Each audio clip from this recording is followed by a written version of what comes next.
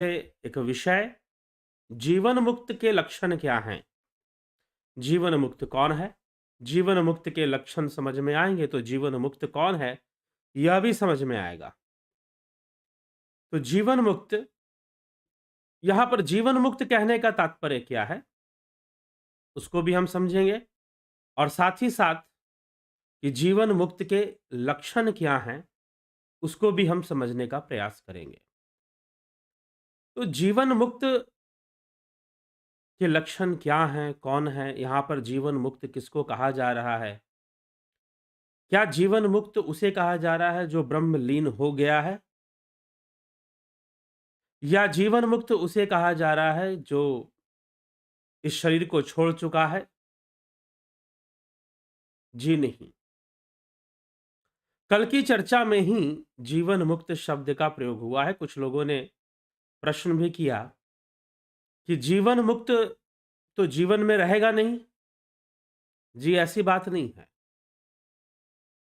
ऐसी बात नहीं है कि जो जीवन मुक्त है वो जीवन में नहीं रहेगा। ऐसी बात नहीं है कि बच्चा बड़ा हो गया तो वो खिलौनों से नहीं खेलेगा।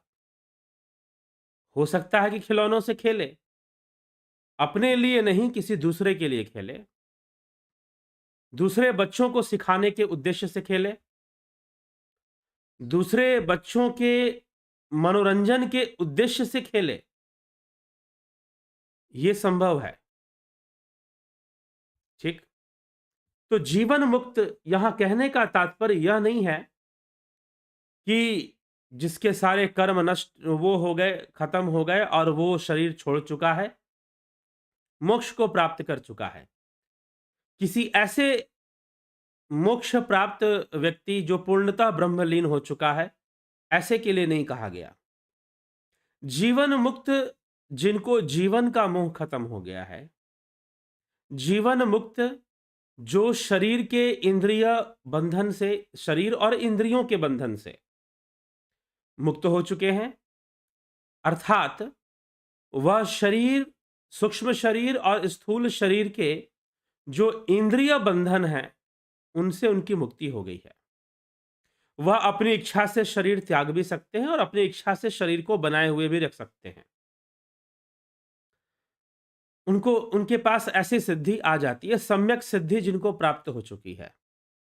जो आत्म स्थित हो चुके हैं, जिनको आत्म स्थित होना नहीं है, तो उनके लिए यहां पर जीवन मुक्त शब्द का प्रयोग किया जा रहा है। जीवन मुक्त योगी ही, जो योगी जीवन मुक्त हैं, अगर हम योग शास्त्र के अनुसार इस तथ्य को समझे, तो जीवन मुक्त सिद्ध योगी वही शरीर धारण करते हैं और अवतारी कहलाते हैं। ठीक? इसलिए योग सूत्र में सिद्धों का अवतार माना गया है। सिद्धों का मतलब कि वो किसी भगवान विष्णु या किसी देवी देवता या साक्षात ईश्वर का अवतार नहीं मानते, वह सिद्धों का अवतार मानते हैं कि जो सिद्ध योगी हैं, वो जगत कल्याण हेतु उनके अंदर कुछ कामनाएं शेष रह जाती हैं, कुछ संकल्प शेष रह जाते हैं कि जगत का कल्याण करना है। ऐसी कामनाएं, ऐसी चीजें उनके अंदर शेष रह जाती हैं कि जगत का कल्याण करना है और जगत कल्याण हेतु ही, परोपकार हेतु ही वह फिर से शरीर धारण करते हैं। तो वो जीवन मुक्त होते हैं, उनका बंधन नहीं होता। वह कर्मों से मुक्त होकर भी कर्मों का बंधन स्वीकार करते हैं। उन्हें अवतारी कहा जाता है। तो जीवन मुक्त योगी के लक्षण आदि गुरु शंकराचार्य विवेक चूड़ामणि में यहां बताने जा रहे हैं। तो जीवन मुक्त, कल भी हमने जीवन मुक्त योगी के बारे में जो सुना, क्या सुना?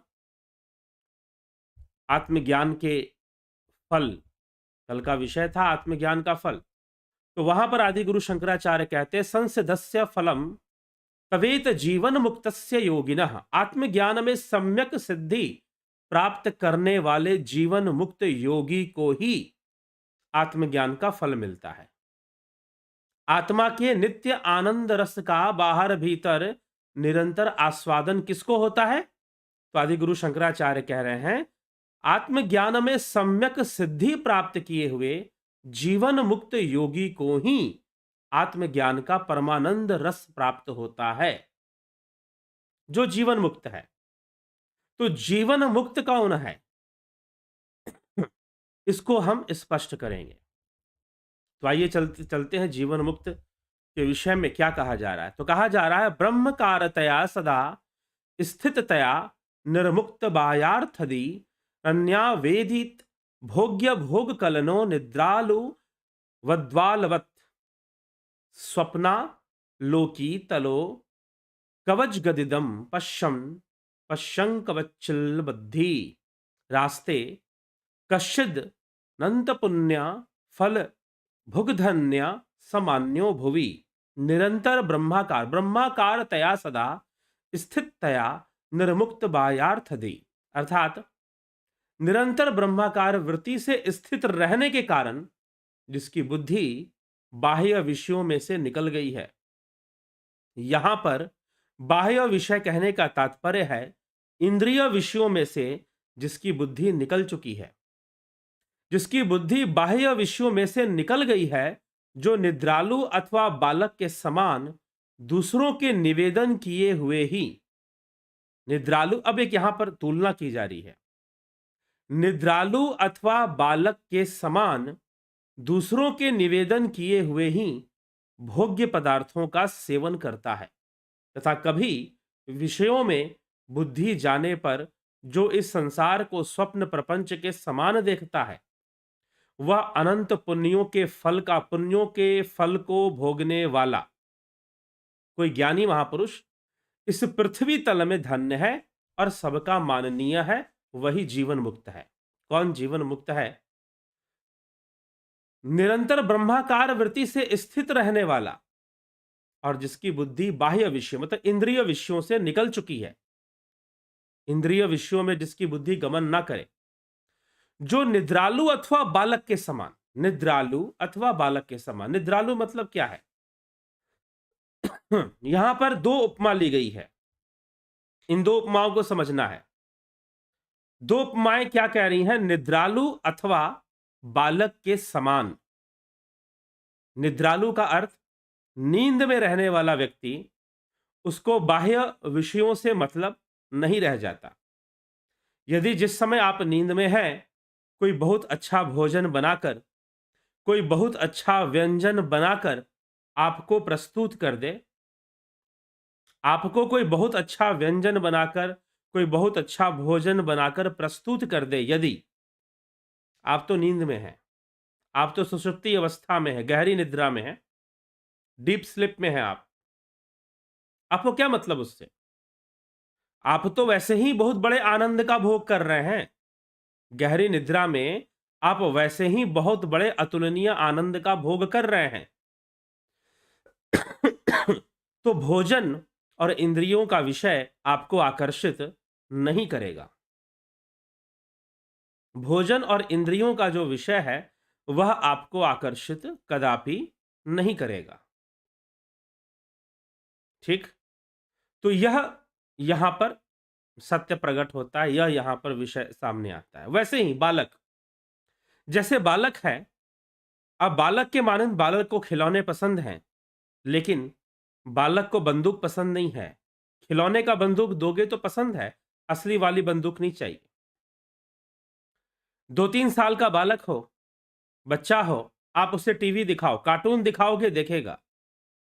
कोई दूसरा चीज दिखाओ, न्यूज दिखा दो उसे या कोई फिल्म दिखा दो उसे, तो नहीं देखेगा। कार्टून दिखाओगे तो देखेगा। बालक के सामने दूसरे इंद्रिय भोग रख दो, सुंदर तस्वीरें रख दो, उसे मतलब नहीं है। वहीं पर एक युवक है, उसे किसी सुंदर स्त्री की तस्वीर दिख जाए, वो उसे देखेगा, लेकिन बालक तो नहीं देखेगा। बालक को बाह्य विषयों में उतना रुचि नहीं है अभी। हाँ ठीक है, धीरे धीरे वो बड़ा हो जाएगा, 15, 16, 17, 18, 20 साल का हो जाएगा, तो सांसारिक विषयों में उसकी भी रुचि बननी शुरू हो जाएगी। ठीक? तो बालक जैसी स्थिति या निद्रा में पड़े हुए व्यक्ति जैसी उदासीनता जो संसार के प्रति होती है, अब यहां पर यह बात समझनी है। यह जो उदासीनता है, निद्रा में पड़े हुए व्यक्ति की उदासीनता और बालक की जो संसार के प्रति उदासीनता है या सांसारिक भोग विषयों के प्रति जो उदासीनता है, आपको बड़ा बंगला, बड़ा गाड़ी चाहिए, बालक को इन बातों से मतलब नहीं है। बालक को खाने के लिए कुछ कुरकुरे जैसी चीजें मिल जाएं और देखने के लिए कार्टून और खिलौने थोड़े मिल जाए, बस खुश रहेगा वो। उसको कितना महंगा स्वेटर पहनाया, सस्ता पहनाया स्वेटर या महंगा पहनाया, महंगा जैकेट पहनाया, सस्ता जैकेट पहनाया, महंगे कपड़े पहनाए, सस्ते कपड़े पहनाए, बालक को लेना देना नहीं है। कौन कैसा दिखता है उसे इससे भी मतलब नहीं है, उसे तो बस प्रेम चाहिए। तो यहां पर ये जो तुलना की गई है बालक और निद्रा स्थित जो व्यक्ति है उससे जीवन मुक्त की तुलना क्यों की गई है, इसके पीछे खास रहस्य है। जो निद्रालु अथवा बालक के समान बाह्य विषयों में जिसकी स्पृहा खत्म हो गई है और जो निद्रालु अथवा बालक के समान दूसरे के निवेदन किए हुए ही भोग्य पदार्थों का सेवन करता है, अर्थात जो दूसरा जो निवेदन करता है कि ये खा लो तो वो खा लेता है। ठीक है? भगवान कृष्ण दुर्योधन के पास गए। दुर्योधन ने बहुत सारे व्यंजन बनाए, बहुत सारे व्यंजन बनाए, बहुत सारे पकवान बनाए और कृष्ण विदुर के यहां गए। निवेदन दोनों जगह से था, जहां से प्रेम मिला वहां से खा लिया। बालक की स्थिति वैसी है, बालक की स्थिति वैसी ही है। कृष्ण को विदुर के घर में ज्यादा प्रेम मिला तो बालक के समान जैसे कहते हैं कि विदुरानी ने केले के छिलके भी खिलाए तो कृष्ण ने खा लिए, साग खिलाया, सूखी रोटी खिलाई, सब खा लिए, क्योंकि कृष्ण तो जीवन मुक्त हैं। कृष्ण तो जीवन मुक्त हैं, उनको साग और सूखी रोटी के स्वाद से कोई लेना देना नहीं था, उनको तो प्रेम से लेना देना था। तो जो जीवन मुक्त सिद्ध योगी होते हैं वो संसार में बालक और निद्रालु व्यक्ति की तरह रहते हैं, मतलब कि उनकी वैसी अवस्था होती है।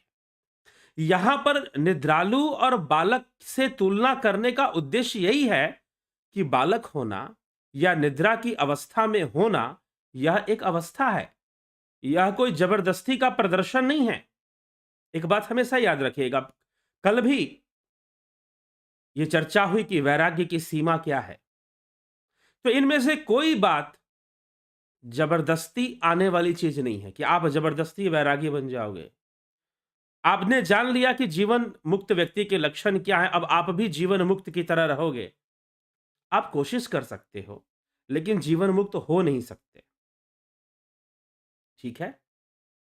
मात्र व्यवहार करने से कोई जीवन मुक्त नहीं हो जाएगा, मात्र व्यवहार करने से, बाह्य व्यवहार करने से कोई साधु नहीं हो जाएगा।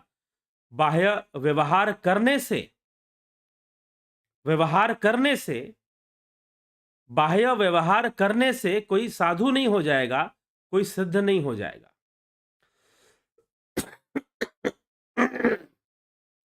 ठीक है?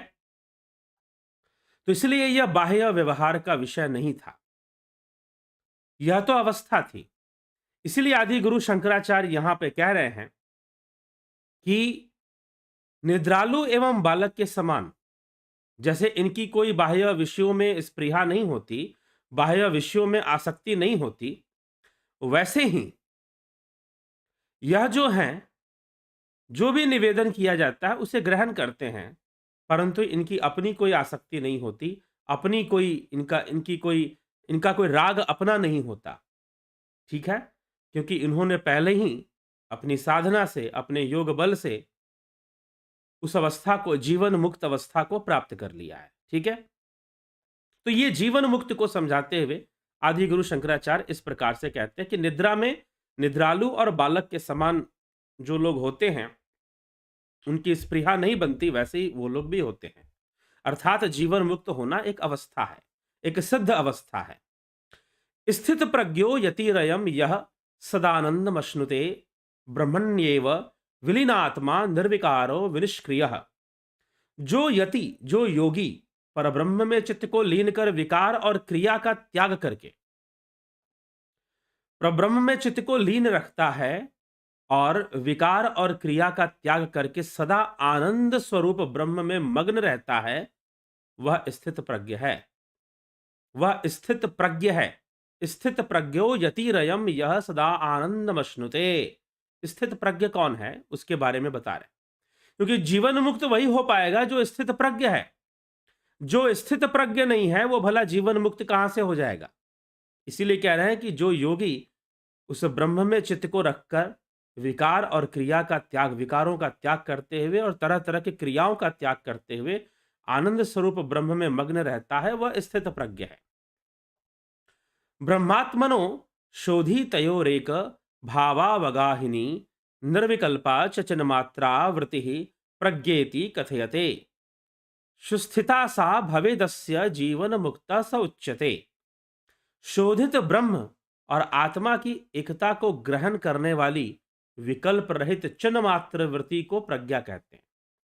शोधित ब्रह्म अर्थात जो तत्वमसी महावाक्य है उसके अनुसार शोधित शोधित तयोरेक भावावगाहिनी ब्रह्मात्मनो, अर्थात ब्रह्म और आत्मा की एकता को ग्रहण करने वाली प्रज्ञा किसे कहते हैं।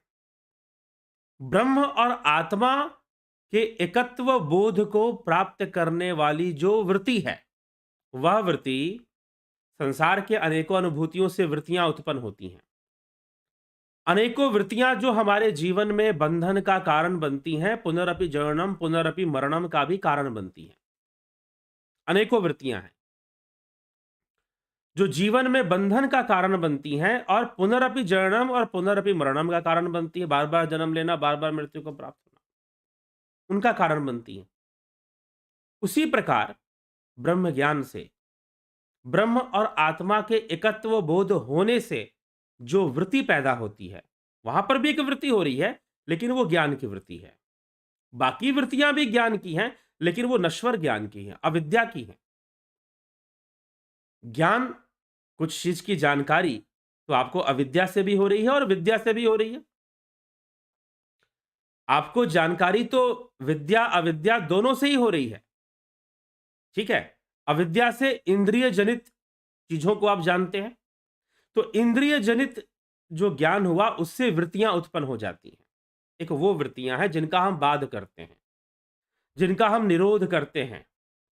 एक वो वृत्तियां हैं जो इंद्रिय अनुभूतियों से पैदा होती हैं, और एक यहां पर वृत्ति कही जा रही है ब्रह्म और आत्मा के एकत्व बोध से।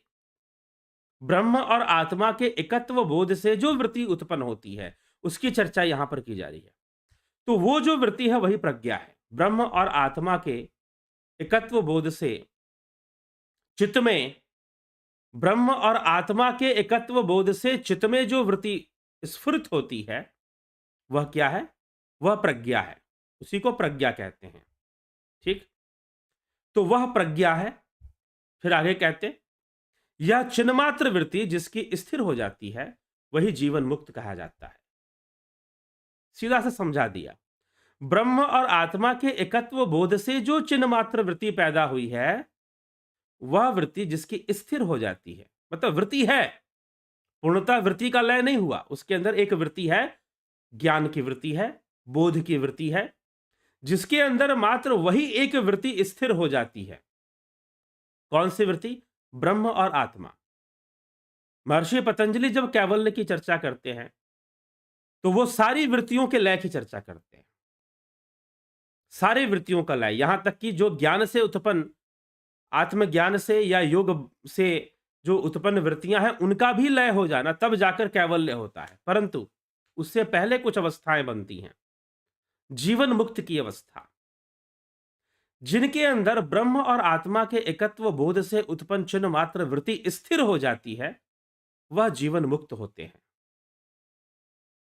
जो ध्यान की अवस्था में सिद्ध हो जाते हैं, जिनकी बुद्धि सम्यक सिद्धि को प्राप्ति कर लेती है। जो सम्यक सिद्धि को प्राप्त कर लेते हैं वो जीवन मुक्त हो जाते हैं।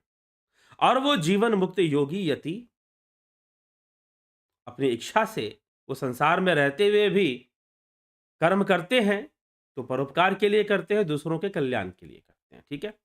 तो ब्रह्म और आत्मा के एकत्व बोध से जिसकी वृत्ति स्थिर हो गई है वही जीवन मुक्त कहलाता है। लीन धीर अपि जागृति यो जागृत धर्म वर्जितः बोधो निर्वासनो यस्य स जीवन मुक्त इष्यते। वृत्ति के लीन रहते हुए जो जागता रहता है किंतु वास्तव में जो जागृति के धर्मों से रहित है। जागता तो वो है लेकिन जागृत अवस्था के जो धर्म हैं, जागृत अवस्था के धर्म क्या है?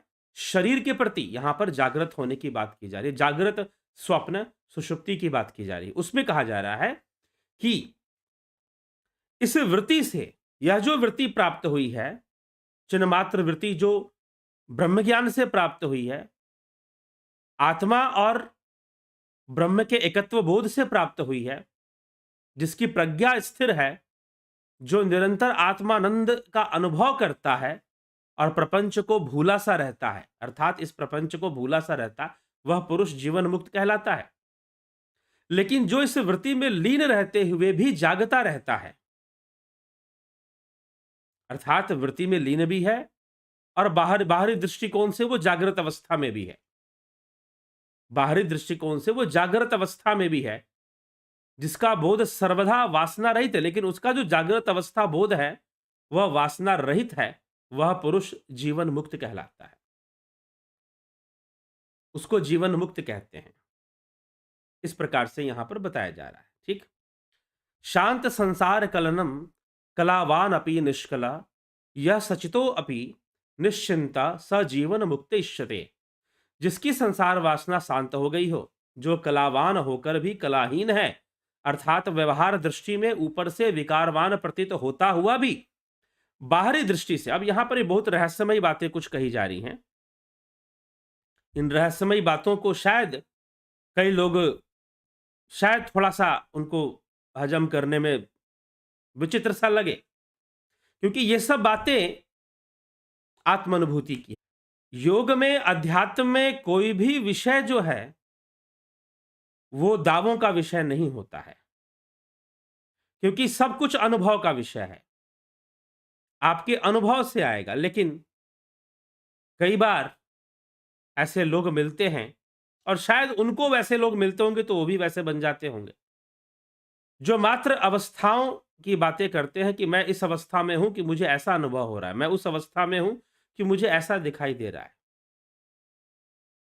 सारी अवस्थाएं बंधन युक्त ही हैं, सारी अवस्थाएं बंधन युक्त ही रहती हैं। इसलिए यहां पर जिस अवस्था की बात आदिगुरु शंकराचार्य कर रहे हैं वह निश्चय ही अद्भुत है और बाहर से समझ में आने वाला विषय नहीं है। इसीलिए वो यहां पर बहुत गूढ़ बात कह रहे हैं। इस श्लोक में जो अभी मैंने पढ़ा, उन्होंने जो यहां पर कहा कि शांत संसार सकलनम कलावान अपि निष्कलः यह से चित्तो अपि निश्चिंतः स जीवन मुक्त इष्यते। जिसकी संसार वासना शांत हो गई है, नंबर 1 पॉइंट, जो कलावान होकर भी कलाहीन है, बाहर से कलावान दिखा रहा है फिर भी कलाहीन है, अर्थात व्यवहारिक दृष्टि में ऊपर से विकारवान प्रतीत हो रहा है, बाहर से लगेगा कि उसके अंदर विकार हैं, बाहर से लगेगा कि उसके अंदर। तो जिज्ञासु मित्रों, थोड़ा सा व्यवधान बीच में हुआ इंटरनेट कनेक्शन के कारण। चलिए अब शुरू हो चुका है यह लाइव सेशन। तो जीवन मुक्त की चर्चा चल रही थी, तो आदि गुरु है कनेक्शन से रिलेटेड, लेकिन आप जुड़े रहे, बने रहे, चलता रहेगा। तो जीवन मुक्त की कोई बाहरी पहचान नहीं है, इस बात को समझिए। व्यवहारिक दृष्टि से साफ साफ आदि गुरु शंकराचार्य यहां कह रहे हैं कि कलावान दिखाई देता हुआ भी वो कला रहित है। मतलब कि जो वासना रूपी कलाएं एक सांसारिक मनुष्य में होती हैं, बाहर से उनके अंदर वो चीजें दिखाई दे सकती हैं। जैसे राजा जनक हुए, जैसे स्वयं श्री कृष्ण हुए, बाहर से दिख रहा है बहुत कुछ, कि जैसे कि वो एक साधारण राजा ही हो। जैसे एक राजा होता है, उसकी रानियां होती हैं, उसके सैनिक होते हैं, वैसे कृष्ण के भी हैं और राजा जनक के भी हैं। परंतु दोनों ही देह मुक्त हैं, दोनों ही जीवन मुक्त हैं, दोनों ही विदेही हैं। ठीक।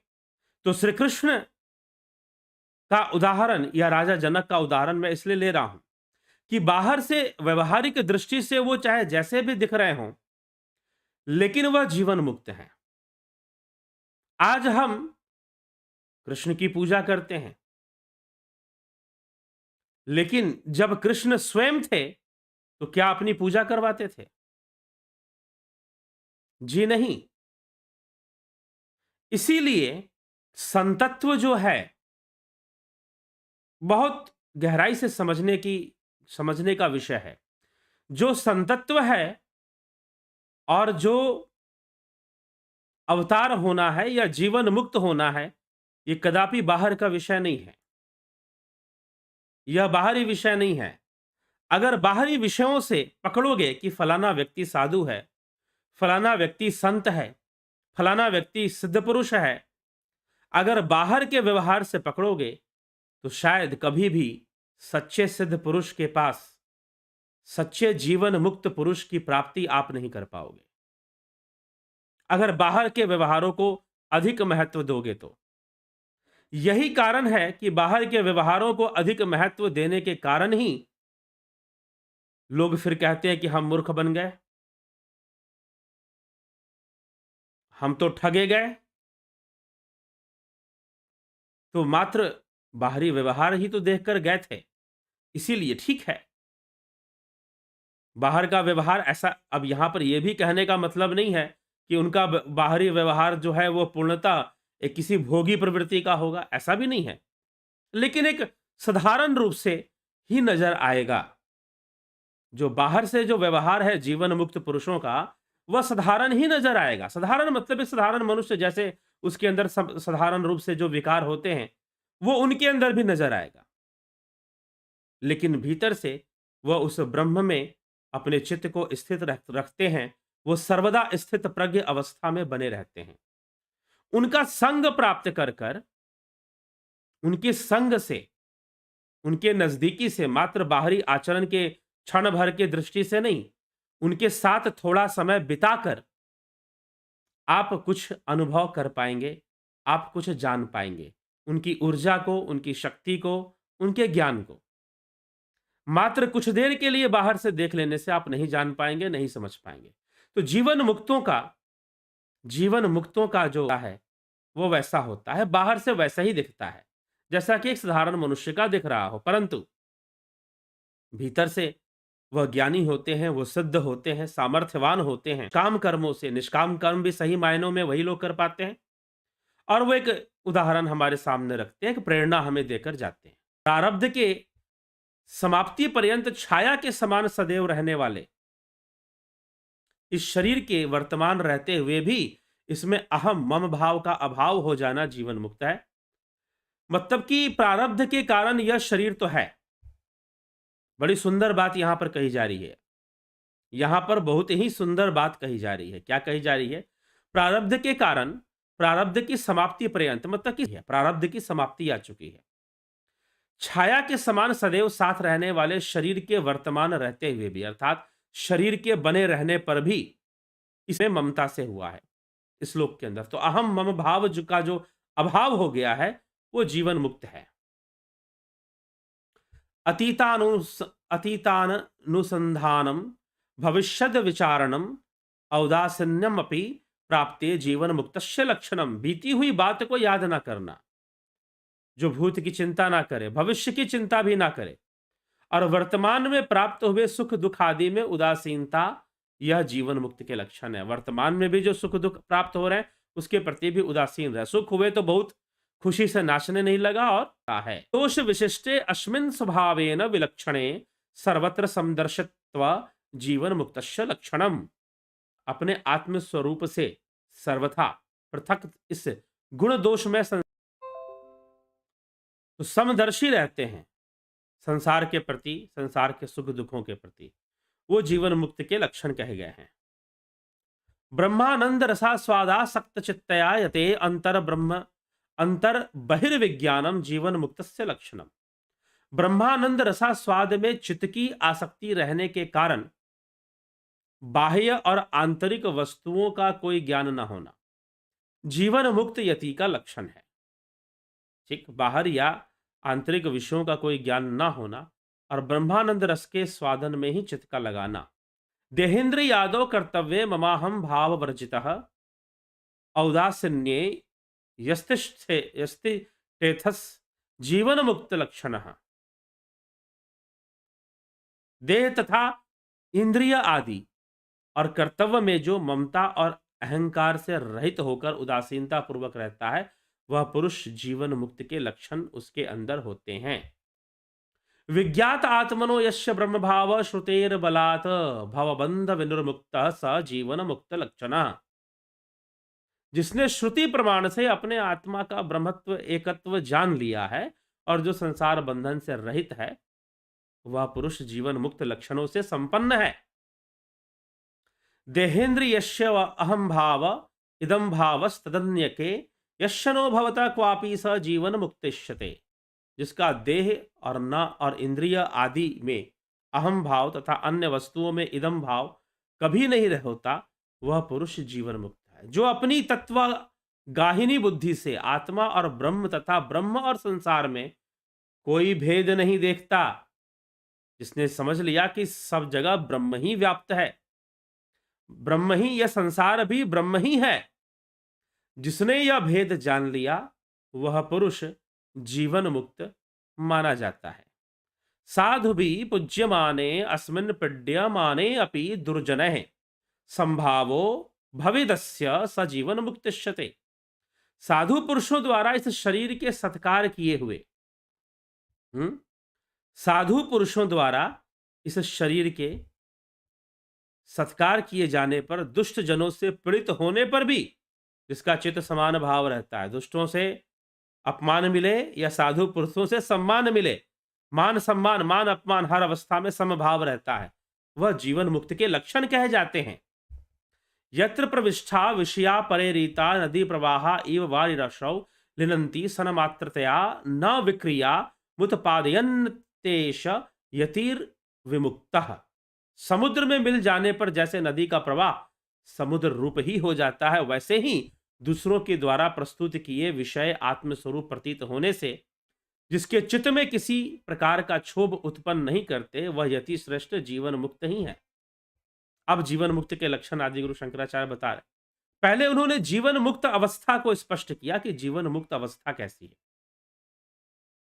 बाहर से विकारी दिखेगा लेकिन अंदर से तो वह जीवन मुक्त है, आत्मा में ही स्थित है, ऐसे बताया। विज्ञात ब्रह्म तत्वस्य यथा पूर्वम न संस्कृति अस्ति चेन स विज्ञात ब्रह्म भावो बहिर्मुख।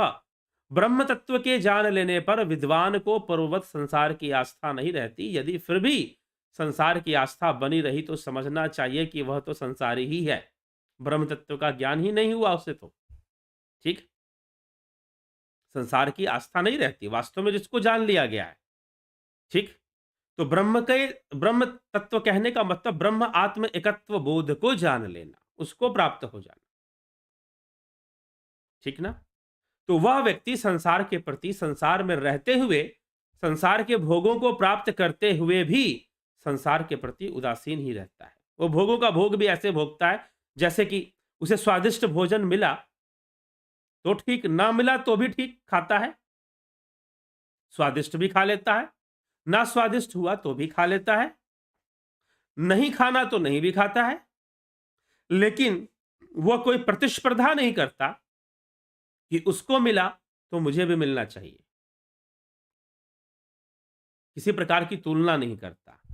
तो इसका मतलब कि उसकी कोई आसक्ति नहीं है संसार में रहते हुए भी और संसार के भोगों को भोगते हुए। तो ऐसा समझने से ही जीवन मुक्त की स्थिति समझ में आती है। प्राचीन वासना वेगादसौ संसरति चेतना सदेकत्व विज्ञानान मंदी भवती वासना। यदि कहो कि पूर्व वासना की प्रबलता से फिर भी इसकी संसार में प्रवृत्ति रह सकती है, तो ऐसी बात नहीं है, क्योंकि ब्रह्म के एकत्व ज्ञान से वासना मंद हो जाती है, वासनाओं का वेग मंद हो जाता है। ब्रह्म ज्ञान के, आत्मज्ञान के, ध्यान योग के प्रभाव से,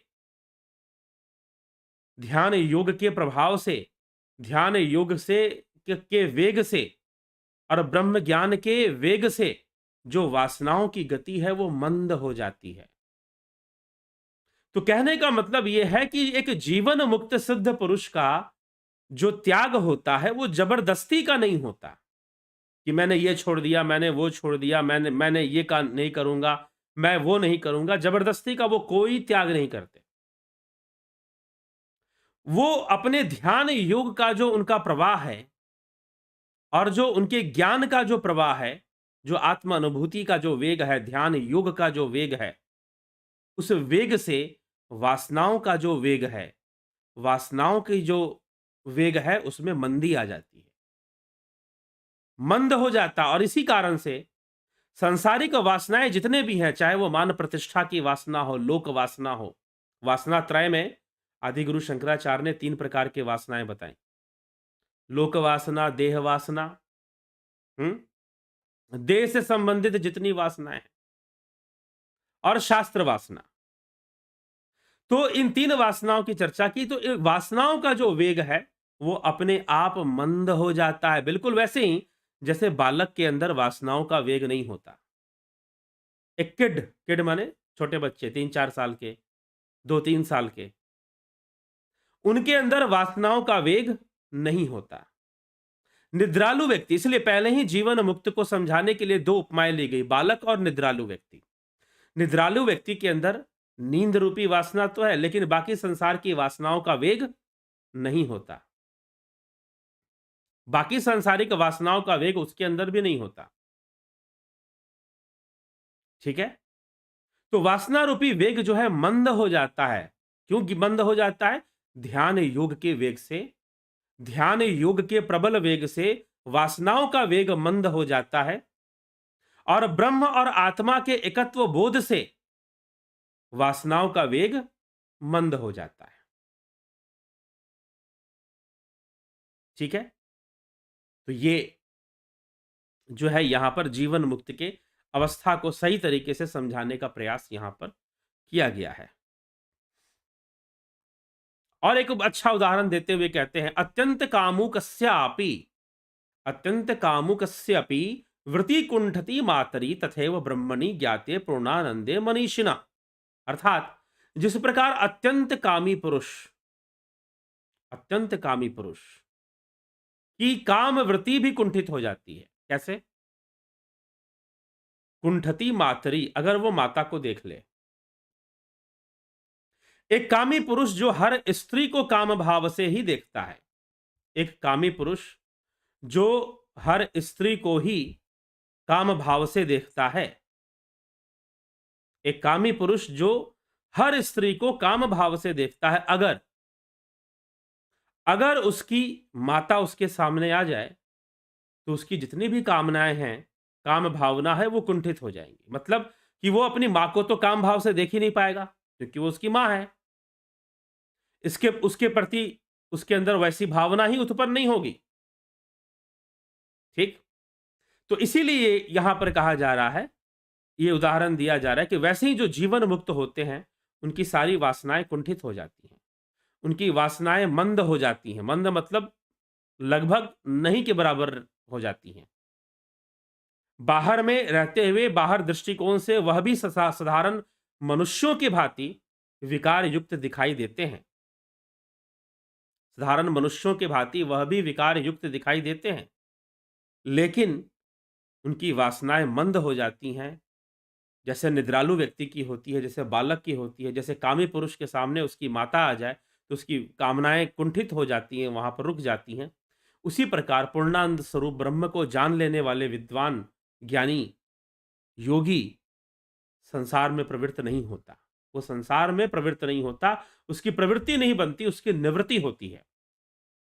उसकी प्रवृत्ति नहीं बनती, उसकी तो निवृत्ति होती है। तो इस प्रकार से जीवन मुक्त के इस विषय को आदि गुरु शंकराचार्य ने इन तर्कों से समझाया है, स्पष्ट करने का प्रयास किया है कि वास्तव में जीवन मुक्त अवस्था क्या है।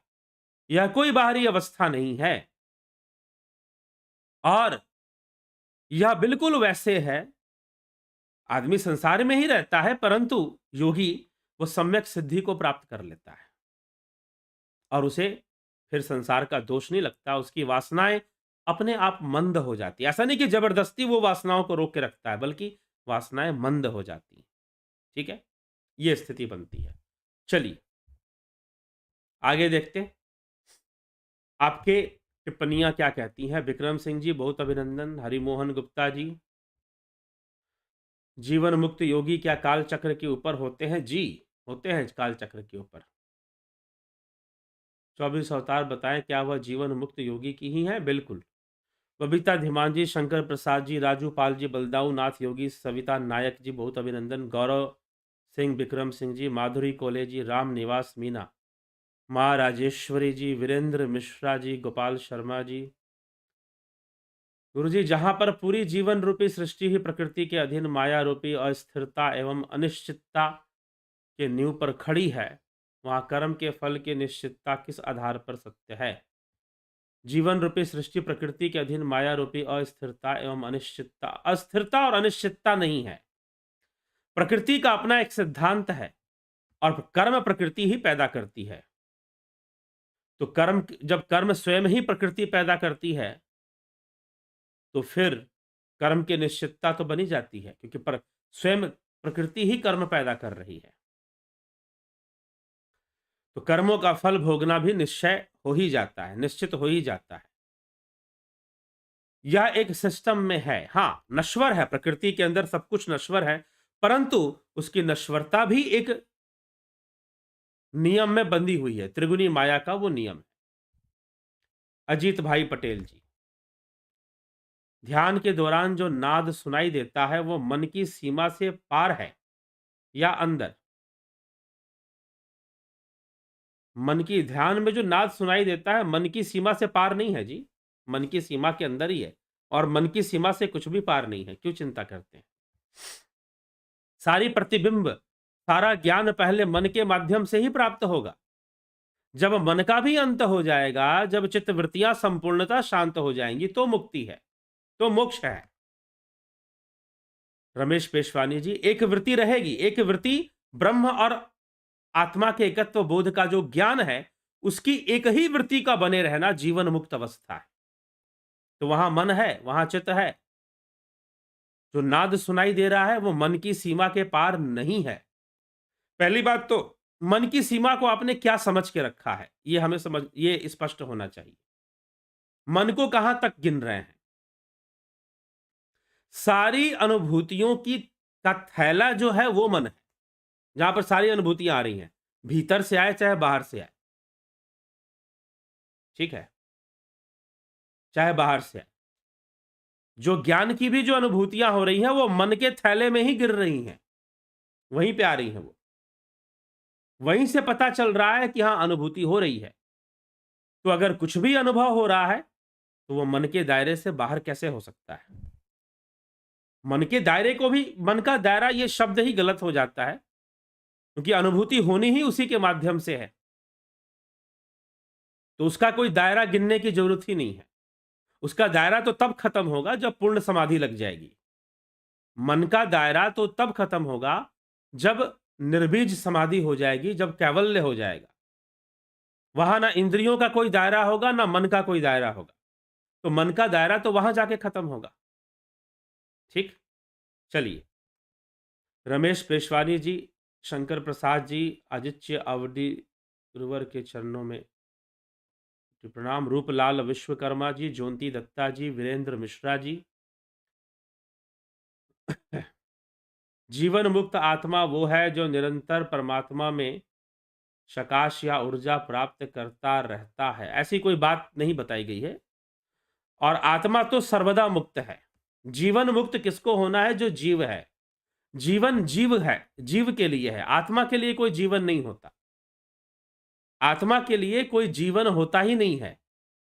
जीवन जीव के लिए है और जीवन मुक्त भी जीव को ही होना है। गणेश पवार जी, पिंटू वासवा जी, अनिल कुमार जी, अवनी प्रधान जी, विंदेश्वर मिश्रा, बलवंत सिंह गोहिल, श्वेता कुमारी जी, कन्हाई कुमार जी, पंकज सोनी जी। शंकराचार्य की जीवनी के बारे में भी एक सेशन में रखो।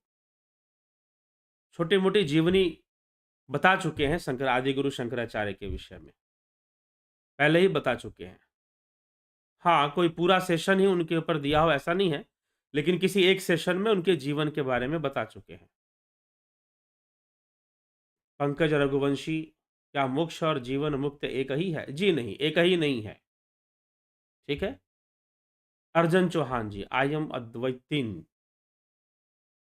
रचना जी, गोपाल दास जी, संवर लाल जी, विनोद कुमार सूद जी, संजय केदार जी, विनीता अग्रवाल जी, बहुत सुंदर explanation in simple way. Mithilesh Singh ji, बहुत-बहुत अभिनंदन है आपका। तो बीच में कुछ इंटरनेट बाधा आ गई थी, डिस्कनेक्शन हो गया था लंबे टाइम के लिए, तो इसके आगे के चैट मुझे प्राप्त नहीं है, आगे के कमेंट्स मुझे प्राप्त नहीं है, ठीक ना? इसीलिए यहीं तक कमेंट्स मैं पढ़ पाऊँगा आपके, इसके आगे के बाद में, ठीक है? तो कल फिर हम 9 बजे 9 पीएम लाइव चर्चा में जुड़ेंगे, मिलेंगे और चर्चा को आगे बढ़ाएँगे। तो बहुत-बहुत आभार आप सभी का। इसी के साथ आज की चर्चा को यहाँ विराम देते हैं।